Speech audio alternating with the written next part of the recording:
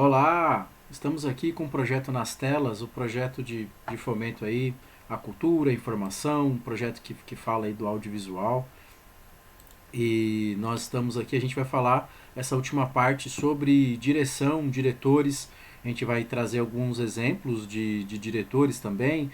Vamos falar, digamos assim, da arte de direção, que é a forma, né? O diretor do audiovisual, ele é como se fosse um pintor e a câmera é como se fosse o pincel e aí ele vai ter toda o que ele aprendeu, de tudo que ele viveu, ele vai conseguir colocar isso na prática através da obra dele, através de como que ele enxerga o mundo, de como que ele se desenvolveu, de como que ele enxerga cada ator ou cada personagem de uma forma diferente, de como que ele desenvolve isso. E para falar um pouco mais sobre a arte de direção, de como funciona isso, eu vou colocar um vídeo do Todd Phillips, que foi o diretor do filme Coringa, The Joker, que Joaquin Phoenix ganhou o Oscar de melhor ator na última edição. E realmente são muitas nuances e a gente vai entender como é que funciona especificamente desse diretor e como é que funciona alguns segredos, enfim, como é que funciona essa arte aí da direção.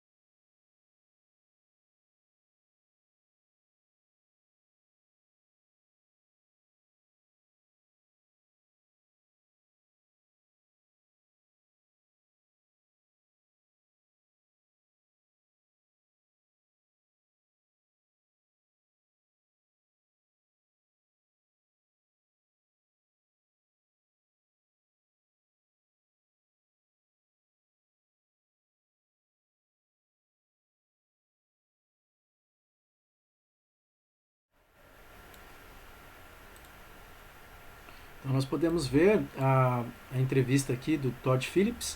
Ele foi autor desse tanto do roteiro quanto da direção, Se Beber Não Case, é uma comédia, né? Ele até comenta da dificuldade hoje em dia de fazer comédia pelo politicamente correto e a gente nem vai entrar nessa seara, digamos assim, nesse contexto que eu acho que não cabe aqui essas oficinas. Mas tem uma complexidade, ele tinha uma carreira, mas realmente esse filme foi um grande salto.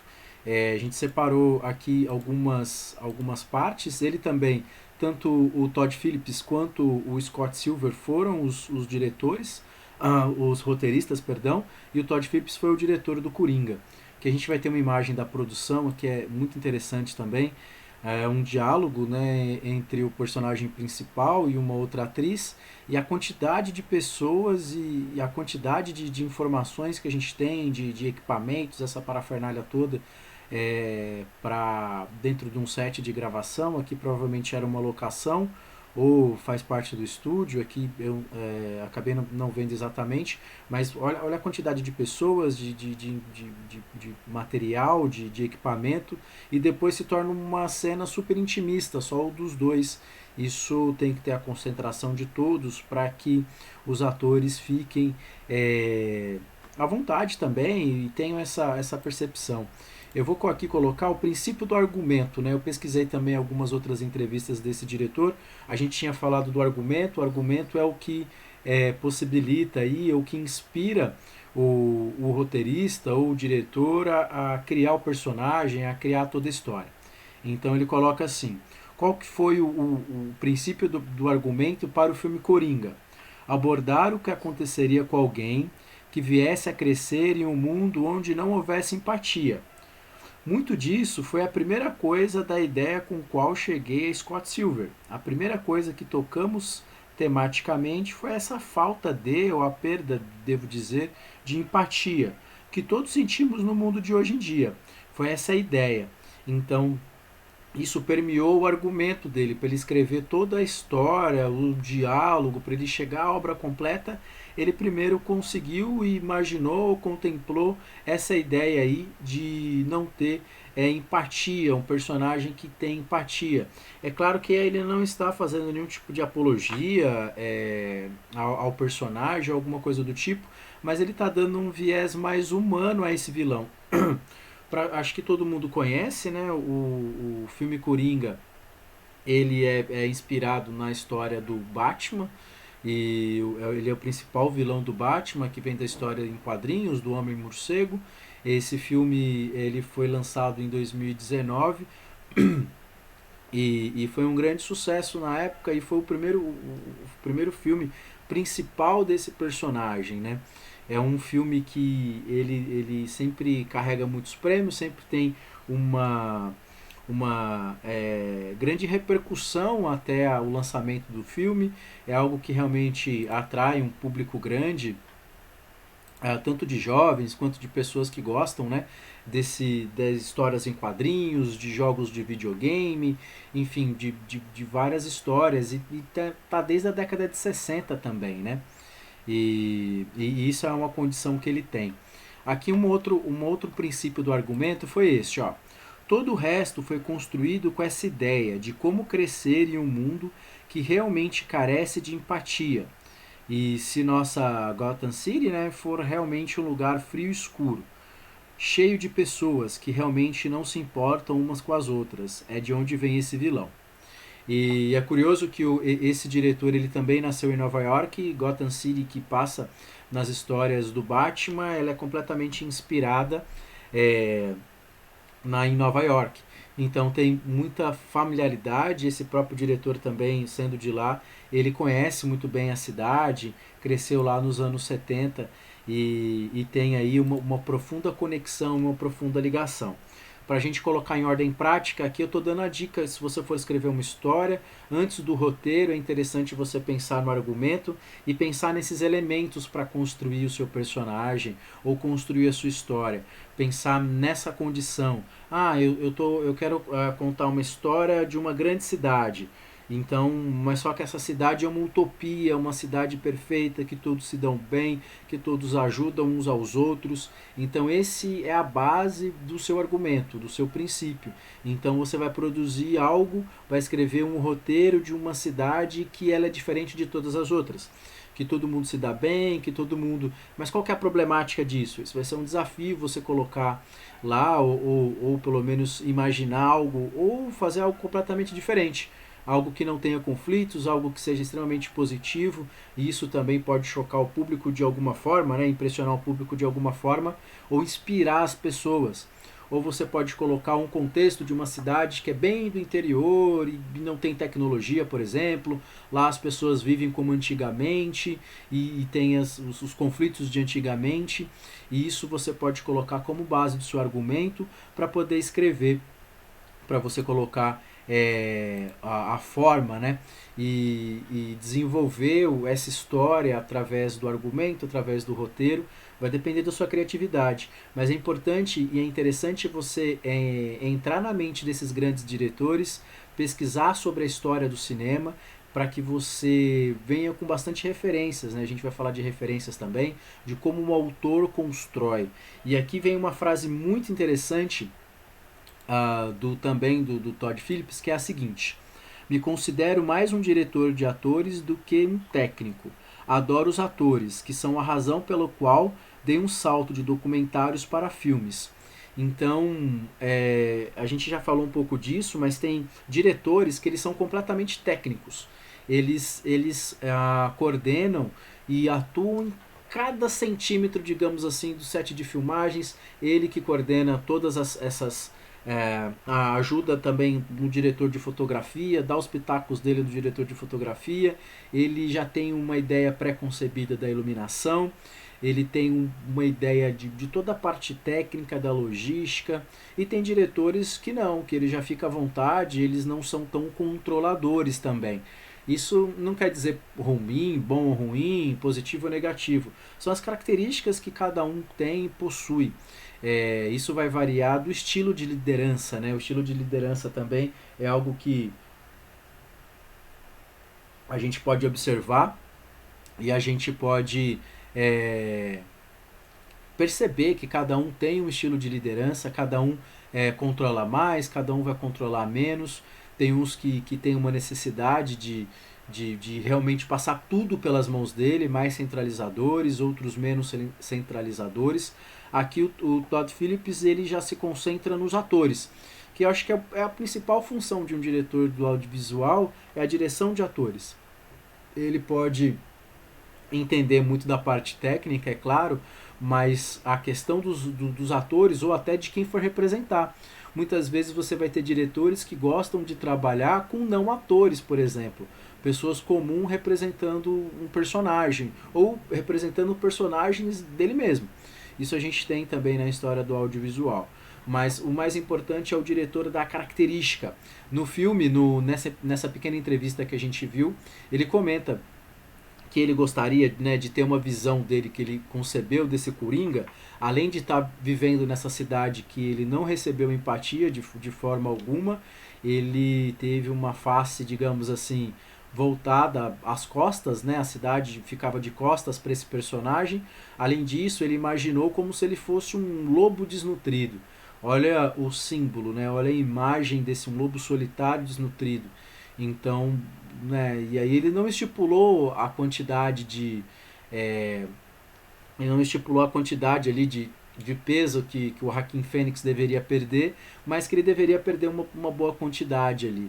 Ele não estipulou quantos, né? Mas ele estipulou que ele deveria perder uma boa quantidade, e aí ele venceu essa luta, né? O Joaquin, ele até brincou, falou, acho que o Joaquin não queria perder tanto peso, mas ele queria ver aquele personagem mais esquelético, digamos assim. Um dado curioso também, uma informação curiosa, que ele literalmente ele fala numa entrevista que ele encheu o saco do Joaquin Phoenix, que é o ator que representa o Coringa, e foi todos os dias na casa dele, insistiu muito para que ele representasse esse personagem, para que ele fizesse esse filme. Ele estava meio temeroso, não queria fazer, mas ele foi lá e insistiu muito, muito para que ele fosse e para que ele realizasse essa obra junto com ele, e deu muito certo. Deu muito certo, porque depois eles receberam diversos prêmios e, enfim, tiveram muitas condições e realmente foram reconhecidos pelo ótimo trabalho que realizaram. Um outro ponto muito importante para o sucesso disso é isso daqui, ó. Princípio da adaptação, né? A gente já conhece essa história. O Coringa já foi contado de diversas formas, desde desenho, animação, enfim, outras mídias também, seriados televisivos, muitas e muitas outras formas já existiu esse personagem, né? Além, é claro, da origem dos quadrinhos. Então ele colocou aqui ó, o princípio da adaptação. Reunir tudo que já se conhecia, né, o personagem Coringa, e torná-lo o mais realista possível. Então essa era a ideia, de deixá-lo como se fosse uma pessoa real, como se fosse algo que existisse ali, que pudesse ter essa correlação e essa conexão com a realidade, com o mundo real. E a risada é um dos principais elementos desse personagem. E a risada é quase sempre divertida, mas nesse caso não é para ser engraçada. Eu acho que todo mundo conhece essa parte do personagem, né, do Coringa. Ele dá risada o tempo todo, mesmo apanhando e tendo condições lá do Batman. Ele é o vilão na sua premissa ele nunca vai se dar bem. Mas também se não existe o vilão, esse é o antagonismo, né? Ele não existiria o herói, não havia motivo da existência do herói. E quanto mais complexo e mais durão foi esse vilão, mais o herói tem benefícios também para isso, né? Porque ele tem que superar esse vilão o tempo todo e isso também dá ganho para ele, né? Ele também tem sucesso em relação a isso, mas o herói se destaca. Esse antagonismo do bem e mal é a história clássica, né, da humanidade, dessa condição. O que talvez o Todd gostaria de ter deixado e conseguiu fazer isso é trazer esse realismo, essa visão realista do vilão e fazendo questionar várias situações. Eu vou tentar dar menos spoiler possível, né? Vou tentar falar menos possível. Às vezes algumas pessoas não assistiram o filme. O filme, ele é claro, é um filme violento, ele tem bastante cenas de violência. A gente está falando de um psicopata, óbvio, né? Uma origem ali de um vilão, de uma condição. Um dado curioso, o filme Coringa ele foi censurado na China. Na China ele não foi exibido, não pôde ser exibido pelo contexto. Quem assistiu dá para entender um pouco o porquê, porque a China ela tem aí um regime autoritário, né? Ditatorial, mesmo com a abertura do mercado, é um regime autoritário. E eles controlam muito a população e tudo mais, e eles não quiseram que esse filme pudesse passar lá, enfim, inspirar as outras pessoas para que as coisas que acontecessem. Então, a pesquisa ela é muito importante para caracterizar, porque você não pode, por exemplo, colocar um Coringa que não tenha risada. Não faz sentido isso. E ao mesmo tempo você tem que fazer algo único. E isso exige uma habilidade grande, porque quando você está criando algo completamente novo, você tem o desafio da criatividade, de colocar, imprimir na realidade algo que está somente nas ideias, mas ao mesmo tempo você tem essa liberdade, né? Esse instinto criativo é muito mais tranquilo. Agora, quando você tem um personagem que ele já é mundialmente conhecido, mundialmente famoso e que tem muitas e muitas reinterpretações de um mesmo personagem, você já tem uma dificuldade maior, porque você não pode fazer igual, né? Igual realmente não dá. Tá falando de uma grande produção de Hollywood, um lançamento mundial, e aí você, ao mesmo tempo, você não pode fugir dessa característica principal. Digamos assim, essa é uma das características principais desse personagem. Então eu vou colocar aqui algumas risadas do Coringa, de todos os Coringas, dos principais Coringas, né? Aqui eu não coloquei dos jogos, mas Aqui vamos ter algumas principais risadas aqui que a gente pode ter. Então, primeiro César Romero, na década de 60.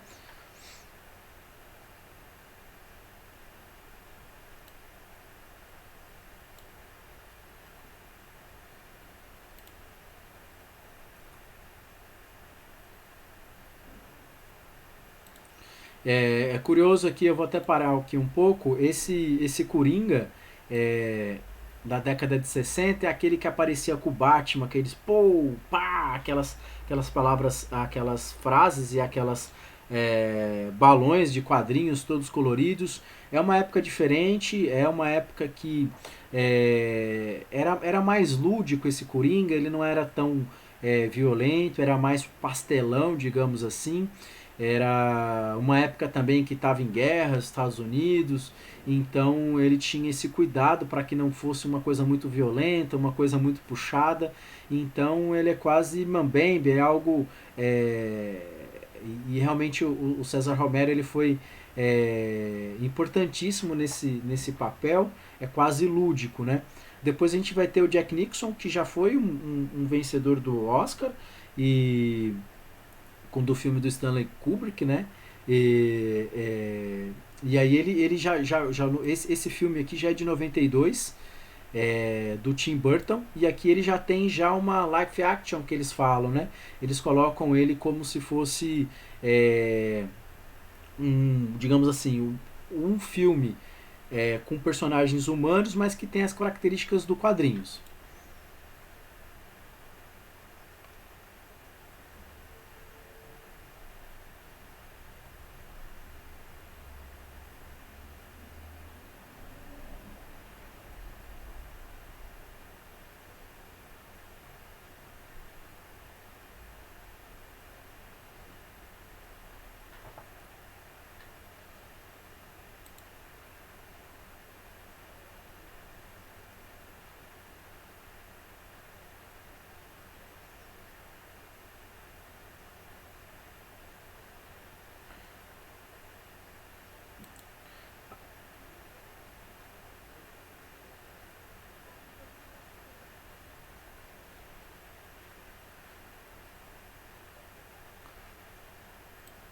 Aqui já na história em quadrinhos, Mark Hamill, ele é aquele eterno, né, Luke Skywalker do Star Wars, e ele depois se tornou, apesar de ser somente uma dublagem, mas ele se tornou, digamos assim, a voz do Coringa oficial, porque em muitos outros locais, tanto nos videogames, em outras séries, ele continuou sendo o dublador do Coringa de tão bem que ele foi.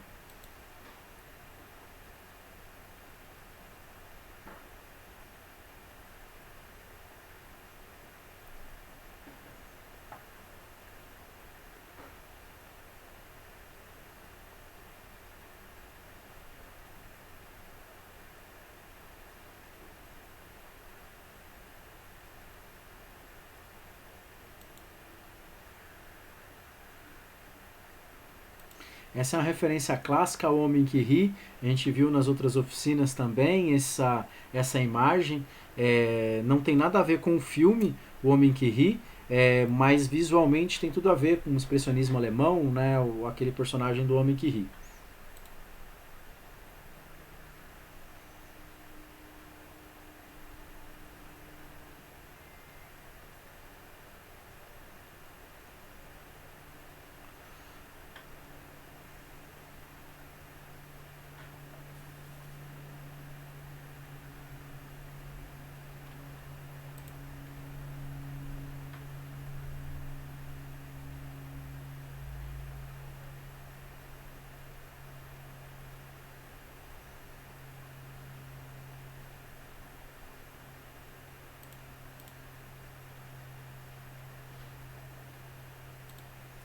Esse realmente é do Heath Ledger. Ele foi, na minha opinião, ele foi o mais impressionante de todos. Ele tem aí uma é impressionante como que ele consegue desenvolver isso, desenvolveu, ele ganhou o Oscar de póstumo, né? E realmente ele foi impressionante como ele entrou completamente no personagem, enfim, ele acabou falecendo antes do lançamento do filme e ele ganhou um Oscar póstumo, né? E o último aqui que eu vou colocar, desculpa, voltou, é o tem também da série Gotham.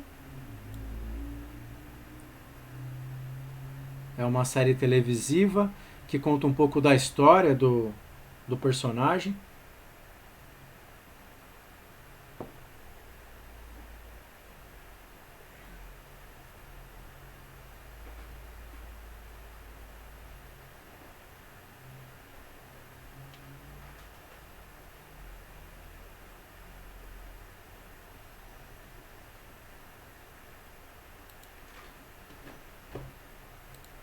Vou adiantar aqui um pouco para a gente chegar aqui.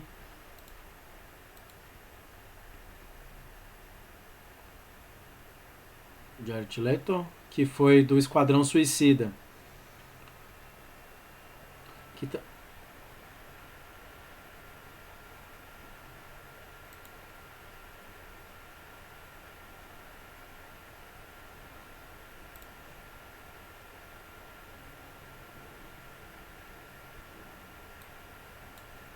Então a gente tem toda essa condição de referência desse personagem e o diretor ele fazer algo novo e mantendo ali a condição, ele tem que trabalhar muito bem com o princípio ali do ator, né? A direção do ator.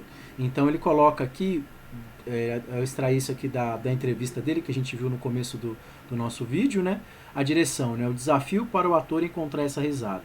Porque no roteiro está escrito: Arthur começa a rir e ele passa aflição no seu olhar.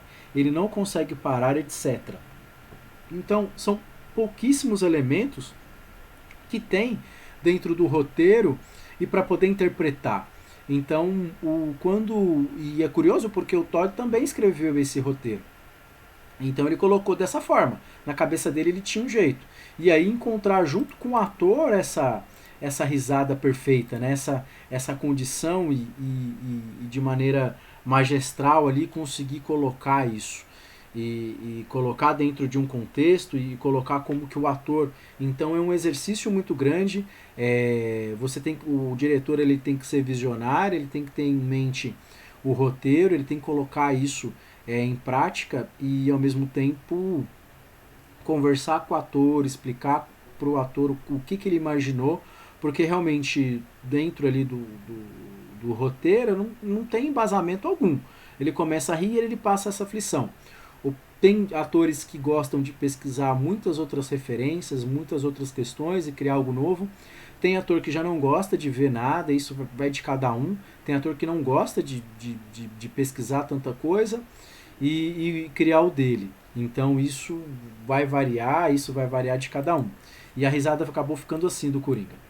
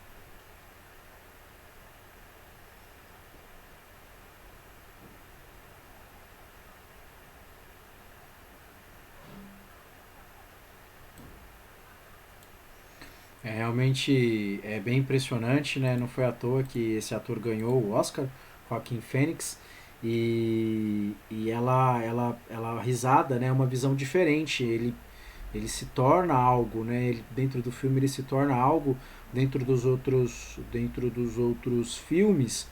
Ele é um bandido, enfim, ele é um criminoso e ali dentro dessa história ele coloca como um outro contexto. Ele queria ser humorista e tudo mais. E essa risada ela realmente se tornou muito angustiante.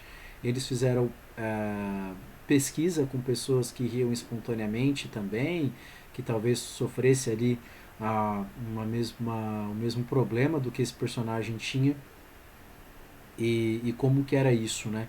Então realmente não tem nada de engraçado nessa risada. Realmente ela é perturbadora, né, para algumas pessoas. Realmente traz esse conceito de, enfim, de ser assustador e ao mesmo tempo um elemento que é ao contrário disso tudo, né? Então isso deixa a obra muito rica, deixa uma obra bem mais complexa do que ir por um caminho natural, um caminho mais simples, onde que ele é um bandido, tem família de bandido e aí isso cresceu.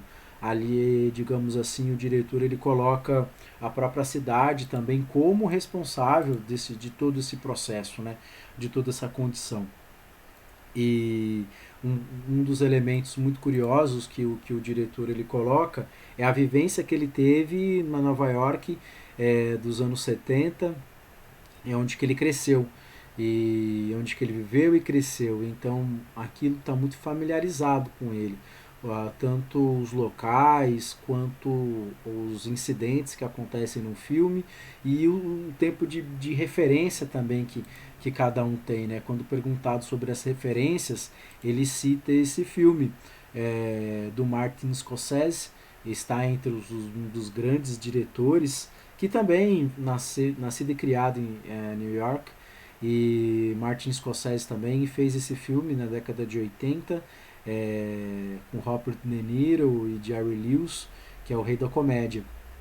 Essa referência desse filme, o personagem do De Niro, ele queria ser muito humorista e ele não tinha tanta qualidade assim, vamos dizer, para conseguir vencer no talento. E nesse filme eles sequestram o Jerry Lewis, que é um personagem dramático, apesar dele representar um humorista dentro do filme, é um personagem mais sério, né? Jerry Lewis, ele é um grande humorista das décadas anteriores, década de 60, 70, e ele faz esse personagem sério. E esse filme aí, logo o Martin Scorsese já tinha feito alguns outros filmes, mas esse filme na época ele não foi um grande sucesso.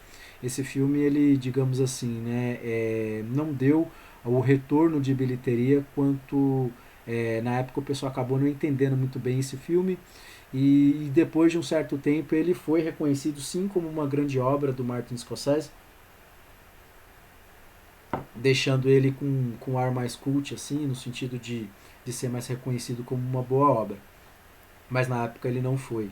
E isso é uma referência clara do filme, que tanto a inspiração do roteiro, então é muito difícil a pessoa que vai escrever algo, ou mesmo qualquer um, você que está ouvindo aqui agora, escrever algo que você não tenha vivido, ou criar algo completamente do nada. A pessoa tem que ser muito inventiva, tem que ser muito visionária para que ela faça uma obra onde que ela não tenha tudo isso de inspiração.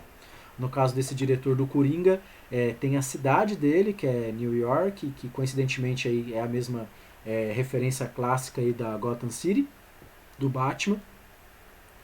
Ele viu esse filme na década de 70. O filme do Coringa também passa na década de 70, como se fosse, digamos assim, a origem desse personagem. Então ele trouxe todos esses elementos e ele fala que ele chega a mostrar ele escreveu o roteiro. Eu não me lembro mais ou menos, deve ter umas 2 horas, então cada página de roteiro equivale a 1 minuto. Então 60 páginas, 60 minutos, se tem 2 horas, 120 páginas mais ou menos aí o roteiro. Então ele passou por o Scorsese deu uma olhada, falou que gostou, ele fez uma referência clara ao Rei da Comédia, e também um outro filme, ele comenta de um outro filme também do diretor, e que tem tudo a ver. Quem assiste, quem vê também esses filmes vai olhar a própria temática também, né, do Rei da Comédia, onde que a gente tem um personagem onde que ele é um comediante onde não tem graça, né? Isso já é uma grande ironia, e ao mesmo tempo ele tem um quesito aí, ele tem algo que ele quer ser comediante a todo custo, né? E ele quer fazer as pessoas rirem, mas se sente extremamente incomodado quando as pessoas riem dele, né? Então, o Rei da Comédia é uma referência clara a esse ao diretor Todd Phillips para compor tanto o ambiente, tanto o figurino, também um pouco da temática da história e do filme, né? Eu não quero contar todo o filme do Coringa, mas para quem assistiu entende e compreende completamente essa parte que eu estou dizendo. Aqui eu coloquei aqui um trecho do Rei da Comédia para que a gente perceba aí um pouco aí de como que foi. Por que não me procura amanhã à tarde? Amanhã? Uhum. Aqui, 4h30. 4h30. Estarei aqui. Obrigada. Não E é agradeço ao Jeff. direito. Obrigado.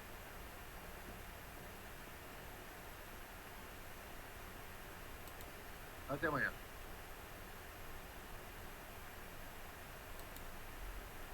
Até amanhã. Pelo menos uma vez na vida, todo homem é um gênio. E vou lhe dizer uma coisa, para você vai ser mais do que uma vez na vida. Vai ser muitas vezes porque tem talento. Pelo que eu ouvi, você é bom e tem muito talento. E não me preocupe se você queira se livrar dele, não vai poder, porque vai ter sempre muito talento. Bom, eu sei que não existe fórmula para isso. Eu não sei como você faz.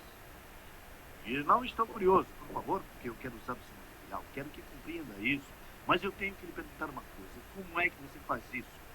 Como? Como faz isso? Eu acho que é porque eu olho para minha vida e vejo as coisas feias, horríveis que existem nela e faço com que fiquem engraçadas.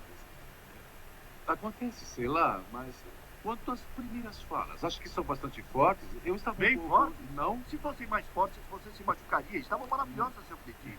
Deixe como estão lindas. É Eu me que- lembro de um homem que me disse um dia, escute só. Esse homem disse algo muito profundo há alguns anos, que eu roubei mais tarde. Se não estiver quebrado, não conserte agora. Quer saber como eu sei que está tão bom? Quero. Porque invejo você. Odeio você, mas invejo você por sua pureza. E é maravilhoso, é humor baseado em você. Ninguém poderia fazer a não ser você. Eu não mentiria para você. Agora escute. Este fim de semana seria perfeito se você viesse à minha casa. Então, podemos conversar. Só porque eu quero saber como você faz. Vai haver mais gente lá, mas podemos trabalhar. O que acha? Parece ótimo. Fantástico. Gostaria muito de... Maravilhoso. Posso levar uma pessoa? Uma jovem? Uma jovem muito especial. Claro. Gostaria de conhecer. Hey, Jerry, como vai? Essa parte é curiosa, esse personagem, eles improvisaram bastante no filme. O personagem tinha um outro nome e o próprio Jerry pediu para que o nome dele fosse Jerry. Enquanto ele andasse na rua, as pessoas o reconheceriam. E eles aproveitaram alguns takes também de alguns transeuntes lá, de algumas pessoas que o reconheciam na rua. Como vai você? Devia ter visto de tafetá branca. Seus shows têm sido ótimos, Jerry. Muito obrigado. Você... Tenho adorado Oi. seus shows. Poderia ter apresentado você ontem.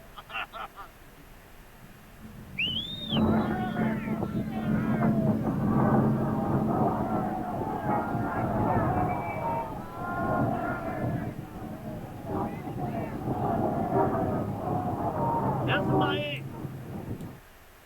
Esse é um pouco do contexto que a gente tinha falado, depois eu vou até abordar também numa parte que a gente vai começar a falar aqui dos grandes diretores.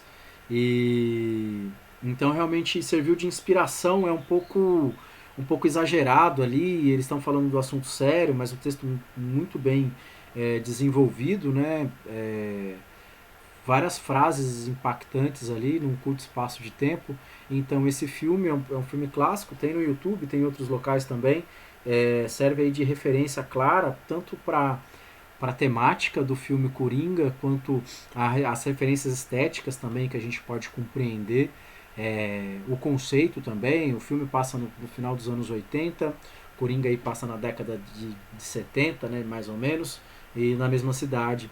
E então isso tudo a gente já tinha visto, que as referências, a gente viu aí a dificuldade do diretor passar uma ideia do roteiro para encontrar o ator.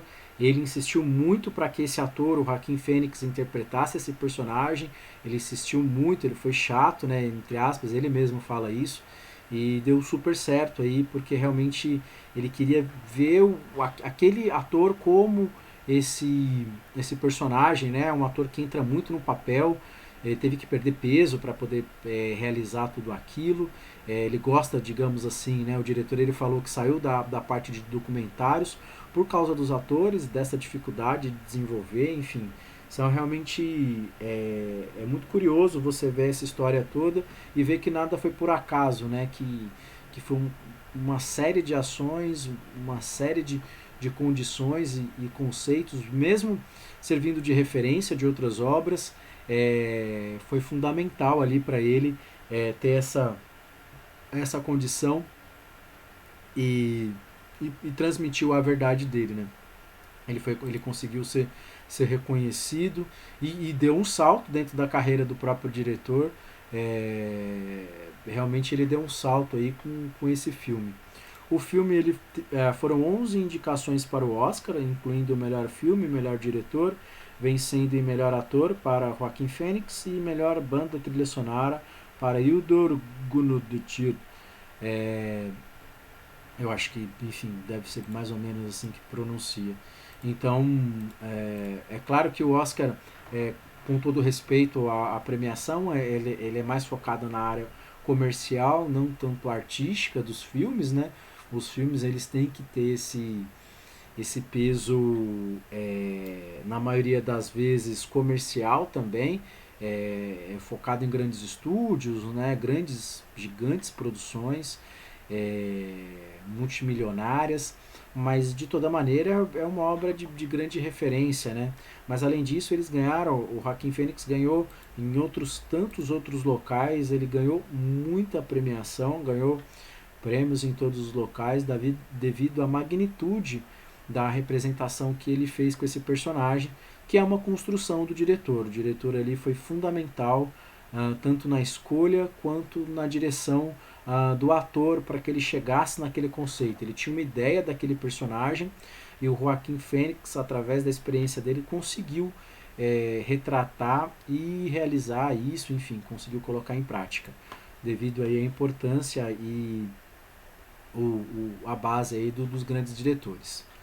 A gente vai falar aqui de alguns grandes diretores, a gente falou um pouco da parte histórica também, e a gente vai voltar aqui a falar um pouco da parte histórica também. Aqui não é nenhuma lista, não é o top 10 ou o top 5 que eu considero, ou enfim, ou pesquisei para poder falar. São diretores que eu considero relevante para a história do audiovisual, do cinema, enfim, e que impactaram de toda maneira a indústria, as pessoas, a arte de maneira geral.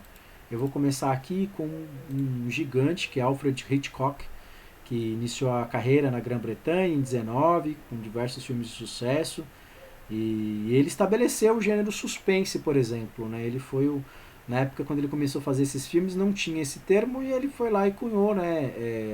Não sei se foi ele, mas enfim, a obra dele cunhou esse termo suspense de uma maneira magistral. E ele, depois ele se mudou para os Estados Unidos, ele se consagrou como um dos maiores e mais rentáveis diretores de cinema da sua época. Então os principais filmes é Psicose, da década de 1960, Janela Indiscreta, para mim acho que é o que eu mais gosto da filmografia dele, que é de 54, Um Corpo que Cai, de 58, Os Pássaros, aí, de 63, e é interessante que esse diretor, ele na época e até hoje, né, é difícil um diretor ele ter uma liberdade artística de fazer exatamente o que ele quer. Você tem os produtores, muitas vezes quem coloca a grana ali do filme, eles têm uma responsabilidade e, digamos assim, eles têm uma autonomia para dar bastante pitaco na obra de cada um.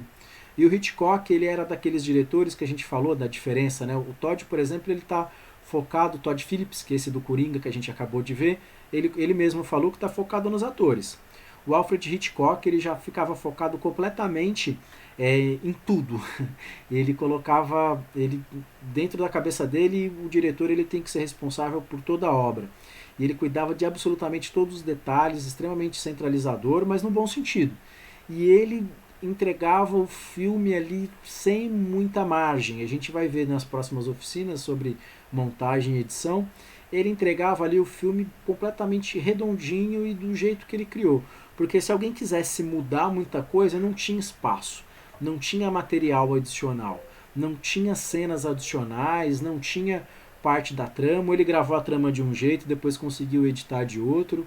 Não, ele foi lá e deixou ele completamente, digamos assim, enxuto. E por quê? Para ele continuar tendo a autonomia dele, para ele continuar tendo o filme com a visão dele. Então, Alfred Hitchcock, ele é impressionante. Ele ele conta, para quem gosta de cinema, para quem gosta da parte técnica, apesar de serem realizados com grandes estúdios, né, na época eram grandes produções, mas de toda maneira, tanto o áudio, se você prestar atenção no áudio, de como o personagem, como que ele consegue contar aquela história, claro, as cenas clássicas, própria Psicose também, quando você ouve a música, ele adora. E algumas entrevistas também são geniais, você aprende muito com ele. Ele fala que não gostava, ele achava bobagem, por exemplo, o terror igual Frankenstein, que é aquele monstro que vai lá e vai pegar a pessoa, aquela coisa toda. Ele falou que isso era uma bobagem. Ele gostava mais dessa questão do suspense, né? Parece que esse terror de monstro e pegando a criatura, aquela criatura abominável, pegando a mocinha, assustando as pessoas, para ele parecia muito fácil. Era um caminho muito fácil. Então ele colocava um pouco de suspense, né? Por isso que tem esse gênero. Ele coloca aquela condição enfim, de criar uma tensão através das imagens, através da sequência das cenas que vão se montando ali. Então realmente ele é um personagem muito interessante, um diretor fantástico. Vou falar aqui rapidamente. Akira Kurosawa é um japonês, ele dirigiu 30 filmes ao longo de sua vida e nasceu em 1910, e a vida de seus filmes foram marcados pela guerra e pelas histórias ancestrais do Japão. Então os principais filmes são Os Sete Samurais, de 54, Rashomon, de 50, Yojimbo, o Guarda-Costas, e a gente tem Han também. Han é um filme fantástico, e a beleza que ele conseguia colocar, ele vem de uma origem de artista visual, e ele queria ser pintor e tudo mais. Ele vem de uma família pobre e ele acabou não conseguindo realizar tudo isso. Teve uma história de vida muito complexa e ele em si, como uma pessoa, é um personagem muito complexo, mas os filmes dele são impressionantes, tanto dos quesitos técnicos que ele consegue exercer e praticar. E por exemplo, Os Sete Samurais, foi baseado completamente nos outros filmes de Velho Oeste, como Sete Homens e um Destino, por exemplo, foi completamente inspirado, Os Sete Samurais, e outros filmes também foram completamente inspirados na obra dele, gerando até questão de processo e tudo mais. E ele influenciou muito o cinema ocidental, de uma forma muito bonita. Ele tem uma poética através das imagens. Ele conta tanto os filmes coloridos quanto os filmes preto e branco. Tem uma poética e uma beleza das imagens muito impressionantes. Muito legal ver aí a obra de Akira Kurosawa. Talvez os mais jovens nunca tenham ouvido falar dele, mas realmente é uma grande referência aí, uma grande tem uma filmografia incrível, né? Tem um filme dele também que ele conta uma história, né? Ele viveu, né? Ele viveu a Segunda Guerra Mundial, né?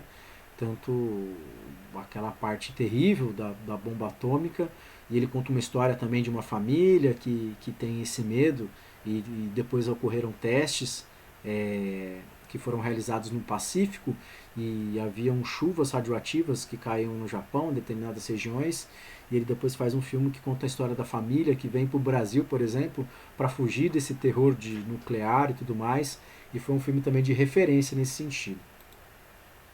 Bom, nossa próxima aqui é uma diretora, Agnes Varda, a diretora belga, né? Agnes Varda é conhecida por suas experimentações e pequenas revoluções que influenciaram inúmeros diretores, desde a sua estreia como cineasta. Então, os principais filmes é Cleo, das 5 a 7, de 62, Os Renegados, de 85, e Village, de 17. Ela fez parte de um movimento, que eu vou falar daqui a pouquinho, que foi um movimento também muito importante, do cinema mundial, e ela também ela experimenta muita coisa. O filme dela mistura ficção com documentário, onde que ela filma, por exemplo, digamos assim, o bairro dela, e pergunta para os comerciantes, pergunta para as pessoas e como é que é viver lá. E muitas vezes ela gostava de não atores para representar os personagens dela, e a obra dela meio que se mistura também, tanto o personagem, às vezes a forma como que ela dirige também, às vezes parece uma coisa muito experimental também, em relação ao corpo, em relação ao feminino, em relação a como a mulher é vista também, de toda essa forma, e além da primazia também técnica também das filmagens, ela buscava novas formas de enquadramento, novas formas de filmagem, às vezes ela mesma aparecia nos filmes dela, ela era bastante visionária, com uma visão bastante experimental também da arte, né, do cinema.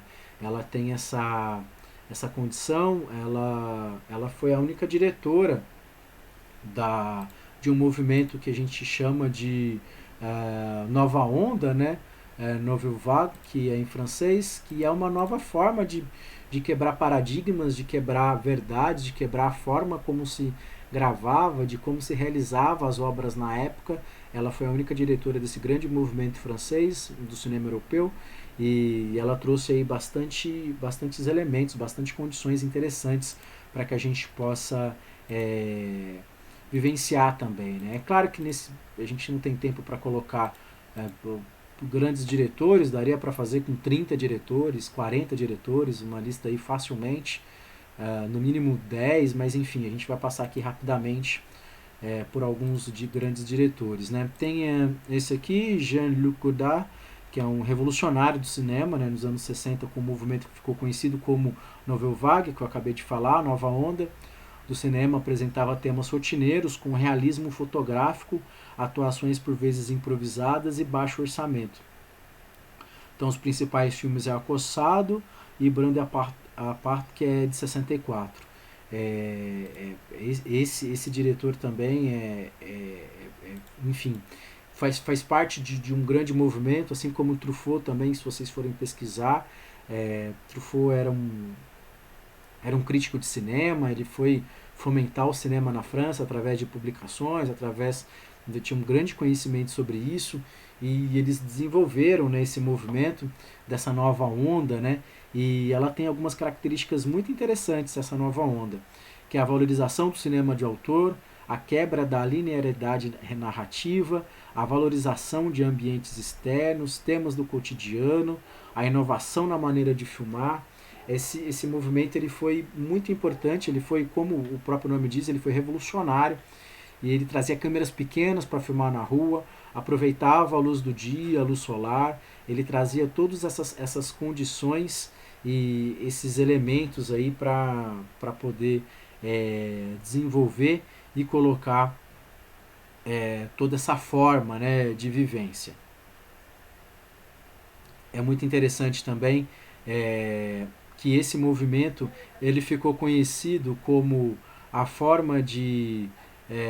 ele ficou conhecido como não o diretor guiar o personagem, mas como o diretor acompanhar e presenciar e vivenciar o personagem, como se o personagem, digamos assim, já existisse, já tinha essa relação e como que acompanhava esse personagem, né? Não como o diretor está manipulando ali a narrativa daquele personagem, não.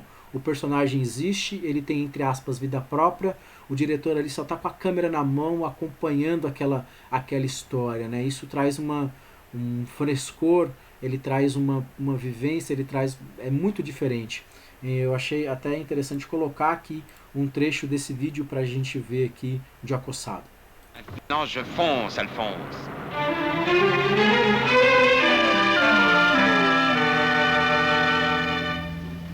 La la la la, la la la la la la la la la la la la la.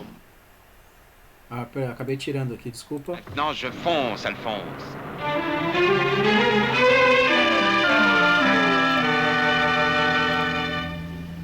La la la la, la la la la la la la la la la la la la la la. Buenas noches, mi amor. J'y crois qu'il va me doubler celui-là, donc ça frégate à la con. Patricia, Patricia. Alors je vais chercher l'argent. Je demande à Patricia oui ou non. Et après... Buenas noches, mi amor. Milano, Genova, Rome.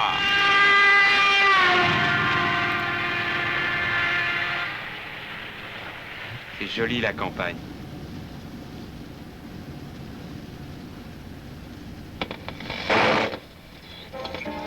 Sa vie.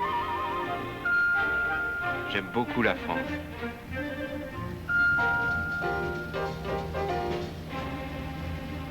Si vous n'aimez pas la mer, si vous n'aimez pas la montagne, si vous n'aimez pas la ville, allez vous faire foutre. Oh oh!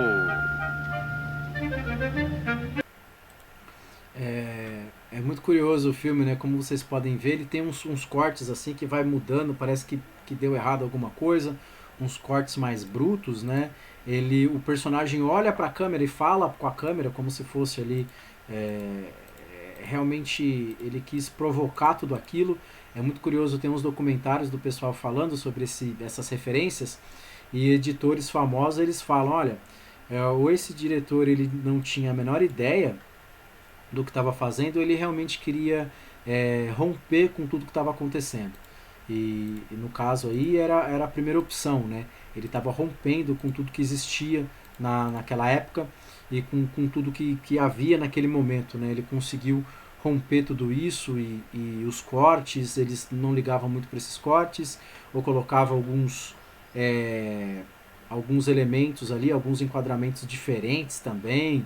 O personagem olha direto para a câmera, enfim, realmente Acossado e outros filmes do Godard realmente revolucionaram o cinema, né? Eu vou aqui falar de um outro diretor, que é Martin Scorsese, junto com cineastas como Brian De Palma, George Lucas e Coppola. O Scorsese fez parte de uma direção de diretores dos anos 70 conhecida como Movie Brats, que revolucionou o cinema, né? Seria Pirralhos aí, né? O filme dos Pirralhos. Então os principais filmes é Taxi Driver de 76, Toro Indomável de 80, Os Bons Companheiros de 1990, tem Os Infiltrados, enfim, tem muitos filmes. Scorsese consegue contar muitas formas de história, o próprio Rei da Comédia dele, e eles foram conhecidos por esses pirralhos porque na época, na década de 70, os grandes estúdios estavam passando por grandes dificuldades financeiras em Hollywood. Então eles também foram conhecidos como a Nova Hollywood, né, New Hollywood, onde que eles propunham fazer produtores não tão famosos ou pessoas que não tinham tanto conhecimento assim, e eles faziam filmes de temáticas diferentes também, e condições diferentes também, e eles tinham aí uma visão diferente e conseguiam realizar com baixo orçamento, enfim, conseguiam improvisar muitas coisas e conseguir realizar boas histórias, né? Voltando aí aos grandes atores, enfim, conseguiam fazer aí boa parte desse novo material. Então eles fazem parte desse movimento. George Lucas nessa época também fez Star Wars, enfim, teve uma série aí de grandes sucessos. Coppola fez o Poderoso Chefão, Brian De Palma fez muitos outros filmes também de sucesso. Então eles foram considerados aí, fazem parte de grandes diretores. E para a gente terminar essa lista, não podia faltar, claro, Steven Spielberg. A parceria aí com o compositor também, John Williams, é também uma das chaves para o sucesso de seus filmes. Se você ouvir a música do ET, todo mundo reconhece, enfim, muitas outras trilhas, né? Ele conta diversos tipos de histórias e vários tipos, né? Ele vai desde filme de guerra, infantil, terror, e a gente vai ter filme o ET, o Extraterrestre, a Lista de Schindler, Jurassic Park, o Resgate do Soldado Ryan.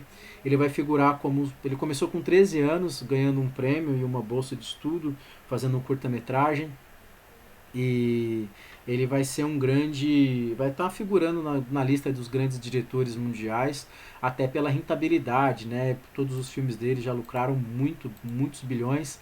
Esse realmente é uma barbada aí dessa lista, acho que todo mundo com certeza conhece e faz parte aí do panteão dos grandes diretores. É isso, muito obrigado pela participação de vocês, espero que vocês curtam, acompanhem, né, deem um like, compartilhem com quem que vocês acham. Obrigado e até a próxima.